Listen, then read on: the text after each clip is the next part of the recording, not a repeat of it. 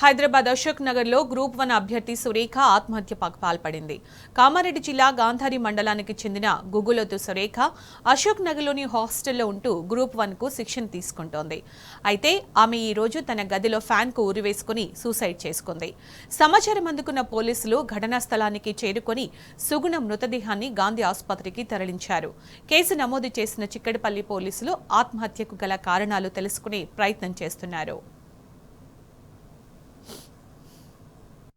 సురేఖ ఆత్మహత్య పట్ల నిరుద్యోగ జేఏసీ ఆందోళన వ్యక్తం చేసింది.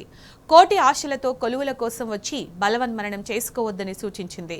నిరుద్యోగులారా ప్రాణాలు వదలొద్దు, ఆత్మహత్య పరిష్కారం కాదని నిరుద్యోగ జేఏసీ నేతలు పిలుపునిచ్చారు. అశోక్ నగర్ లో సురేఖ అనేటటువంటి చెల్లె కామారెడ్డి జిల్లా గాంధారి మండలం సోమారం తండకు చెందినటువంటి చెల్లె చనిపోయింది. అమ్మాయి ఎన్నో కళలు కానీ అశోక్ నగర్కి వచ్చింది.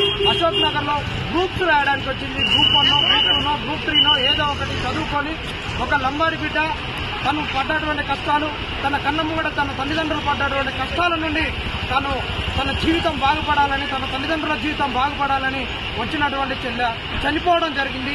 నిన్న సాయంత్రము బలన్మరణం చెందిందంట, ఉరివేసుకొని చనిపోయింది. ఈ విషయం నిన్న నుండి తెలియలేదు. పొద్దున్న తెలియగానే మేము వచ్చినాం. ఇక్కడ ఖాళీగా ఉన్నాము. ఇక్కడ మనకు పోలీస్ వెహికల్ కూడా కనిపిస్తుంది. ఏది ఏమైనా కావచ్చు. ఇంకా మరణానికి సంబంధించినటువంటి అంశాలు మనకు తెలియట్లేదు. సూసైడ్ నోట్ కూడా బయటికి రాలేదు.